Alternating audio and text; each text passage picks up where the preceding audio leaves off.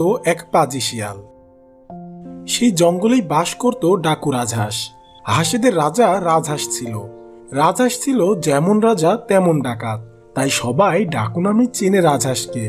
একদিন, তাহলে সবাই বুঝেছো আমি কি বলেছি? হ্যাঁ ডাকু সর্দার, আমরা সবাই আপনার কথা বুঝতে পেরেছি। আজকের মতো সভা এখানেই শেষ। সবাই যার যার মতো আসতে পারো।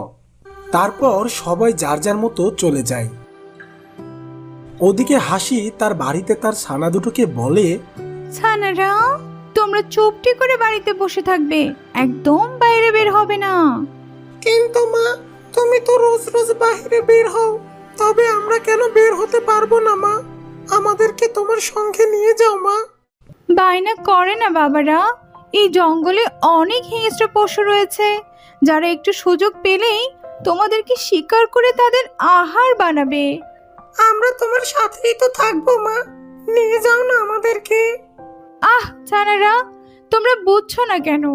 বাইরে তোমাদের জন্য অনেক বিপদ ওত পেতে রয়েছে। মা, ও মা, তুমি তো রোজ রোজ আমাদেরকে বাড়িতে রেখেই খাবার সংগ্রহ করতে যাও। আজকে আমাদেরকে নিয়ে যাও, আমরা তোমাকে খাবার শিকার করতে সহায়তা করব। ছানারা, তোমরা হয়তো জানো না, এই জঙ্গলে অনেক বড় আকৃতির শক্তিশালী জীবজন্তু বসবাস করে, আর আমি সে কারণে তোমাদেরকে বাহিরে বের করতে চাই না, কারণ তাদের সাথে পেরে ওঠা অসম্ভব। তারপর হাসি তাদের ছানাদেরকে বাড়িতে রেখে একা একা শিকারে বেরিয়ে পড়ে। কিছুক্ষণ পর, ভাই, ভাই, এখন তো মা নেই, আর মার খাবার সংগ্রহ করে বাড়িতে ফিরতে অনেকটা দেরি হবে। চল চল, আমরা এই সুযোগে বাইরে বের হই। কিন্তু ভাই, মা কি বললো শুনিসনি?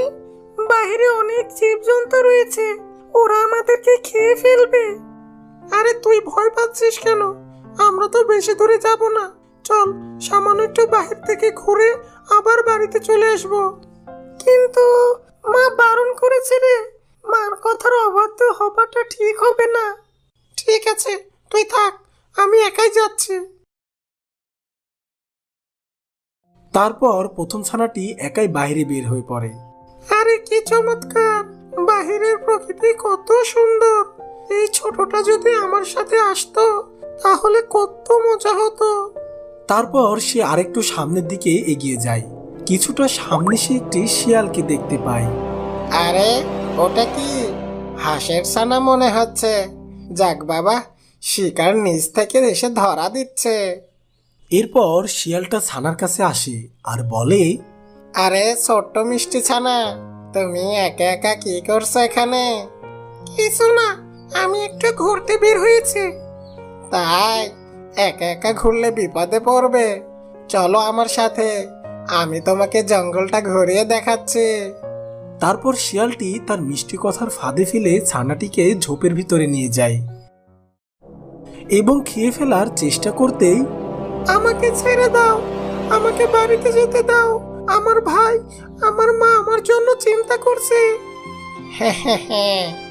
আমি মার কথা অমান্য করে বড্ড বড় ভুল করেছি।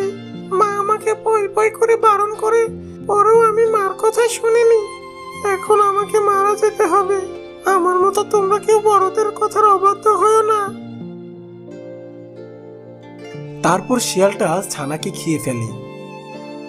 ওদিকে অপর ছানাটি একা একা হাঁটাহাঁটি করছিল আর চিন্তা করছিল, মায়ের ফেরার সময় হয়ে এলো, কিন্তু এখন ওর বাড়িতে ফেরার নামই নেই। মা এলে আমি মাকে কি জবাব দেব? ঠিক তখনই হাসি ফিরে আসে। এ কি, আমার একটা ছানা কেন? আরেকজন ছানা গেল কোথায়? মা, আমি ওকে অনেক বারণ করেছি, কিন্তু ও আমার কোনো কথাই শোনেনি আর একা একা জঙ্গলে বেরিয়েছে। আমার ছানা, নির্ঘাত আমার ছানাকে কেউ শিকার করে নিয়ে গেছে। বাবু, তোকেও তো যেতে হবে আমাদের সাথে।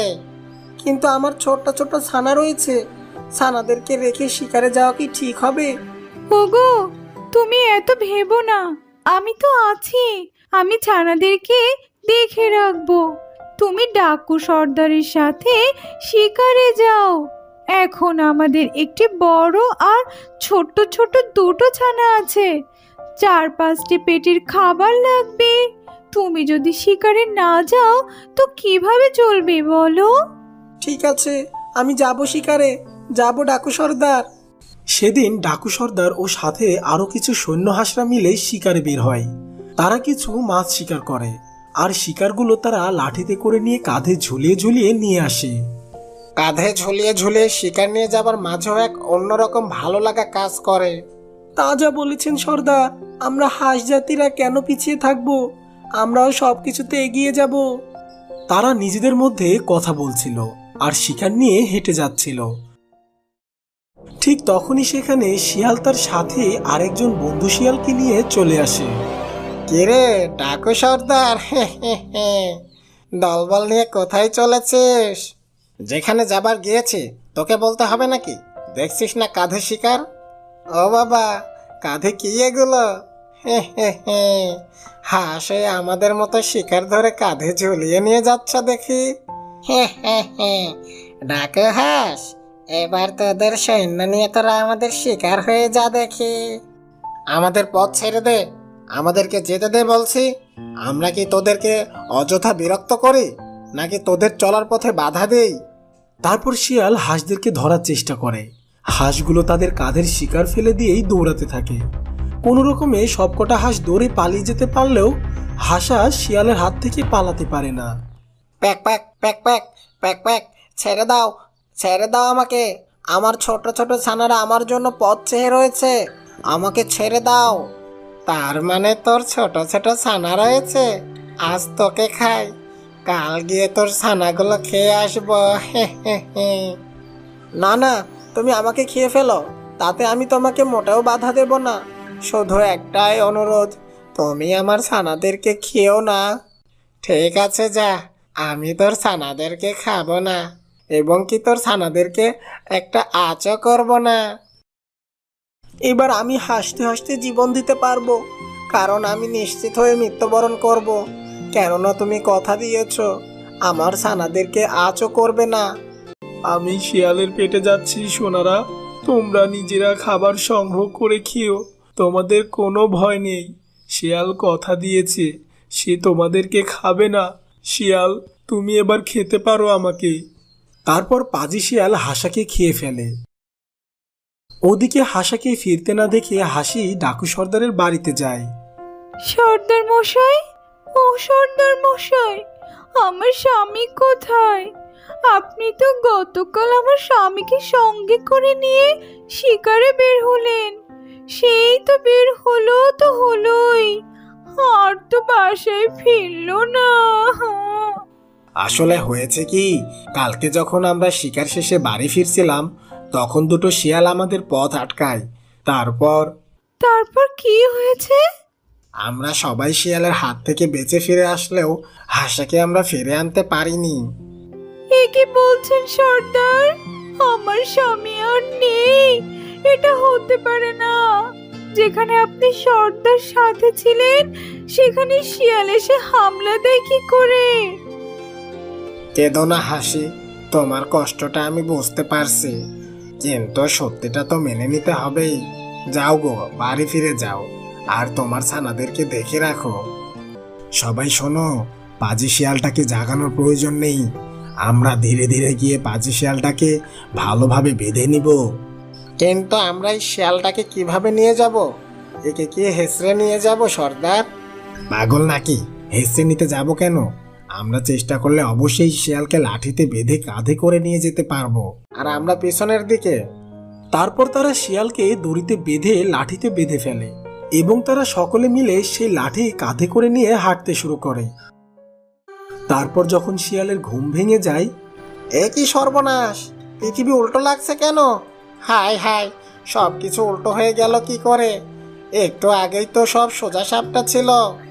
পৃথিবী নয় পাজি শিয়াল, তুমি উল্টো হয়ে ঝুলছো। কে কে কথা বলে? এ কি ডাকু সর্দার? তুই এখানে? একবার তোর দিকে ভালোভাবে তাকিয়ে দেখ তো। শিয়াল ভালোভাবে তাকিয়ে দেখে সে লাঠির সাথে বাঁধা, আর লাঠিটা ধরে রয়েছে ডাকু সর্দার ও তার সঙ্গীরা। আমাকে এভাবে বেঁধেছিস কেন? ছেড়ে দে আমাকে, আমাকে ছাড় বলছে।